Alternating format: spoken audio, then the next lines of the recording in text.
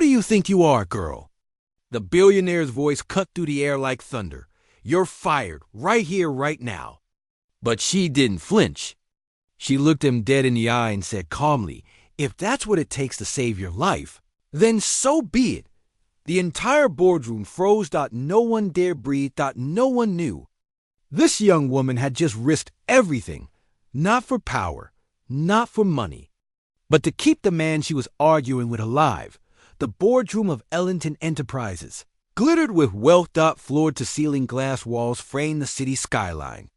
The table, a flawless slab of Italian marble, reflected the light like ice, and at the head of that table sat Marcus Ellington, the billionaire who built his empire with precision, ruthlessness, and an iron will.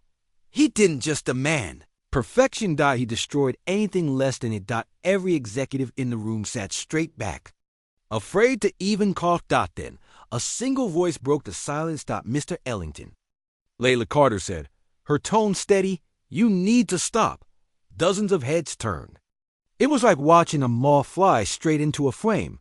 Marcus didn't even look up. Stop what? He said coldly. Stop pretending you're fine, Layla replied. You're not.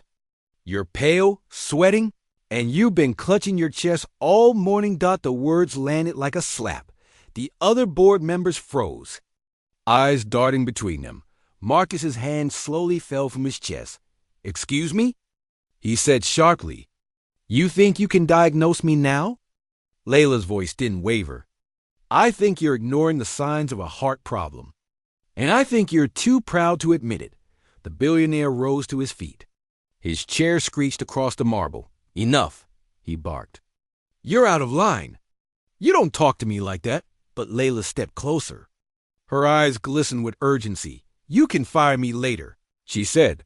But right now, you need to listen before it's too late. His face turned red. You're done here and yet. As his voice echoed, a flicker of pain twisted through his chest. He tried to hide it, but she saw it. Layla wasn't just a young employee. She was the company's newest analyst, quiet, brilliant, and deeply observant. Most people barely noticed her.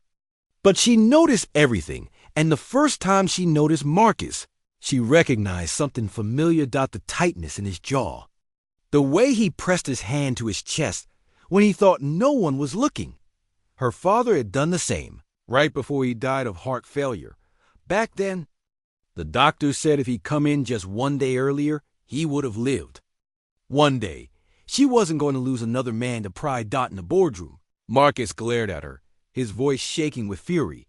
You have no idea who you're talking to. Layla took a deep breath. I know exactly who I'm talking to. A man who's worked so hard to control everything that he's lost. Control of himself. The room fell silent. No one dared move.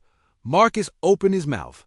But before he could speak, his face went pale. His hand shot to his chest again. And this time, he couldn't hide it. Layla was at his side before anyone else could react. She caught him as his knees buckled. Call an ambulance. She shouted, now! No one argued. Within seconds, the sound of panic filled the air. Marcus's breath came in ragged gasps, his skin cold and clammy. As the paramedics rushed in, Layla held his hand and whispered, stay with me.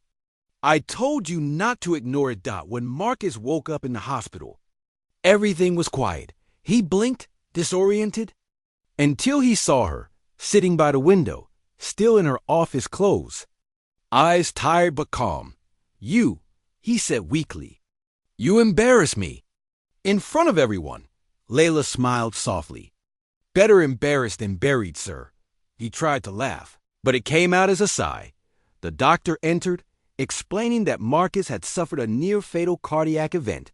1 more hour, and he wouldn't have survived. Marcus turned to Layla, tears filling his eyes. You saved me? She nodded. You just didn't want to be saved. For the first time in his life, Marcus Ellington, the man who never said thank you to anyone, whispered the words like a confession. Thank you. Weeks later, when he returned to work, everything felt different. The same office, the same glass walls, but a different man sat behind that desk. Layla was waiting when he called her in. He gestured to a plaque on the wall that read, "For the courage to speak truth when silence was easier." He smiled. "You've been promoted, Miss Carter." Layla blinked in shock. "Promoted?" Marcus nodded.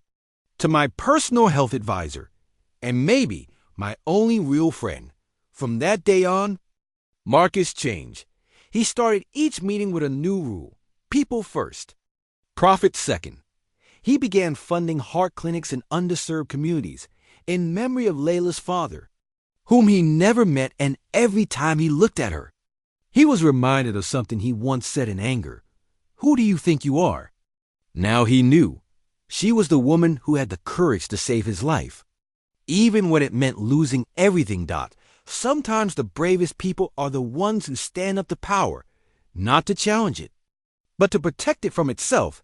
And sometimes saving a life doesn't take a title, or money, or power, Dot. It just takes the courage to care when no one else will, Dot. If this story touched your heart, comment where you're watching from. And don't forget to subscribe for more stories that prove that real strength comes from compassion.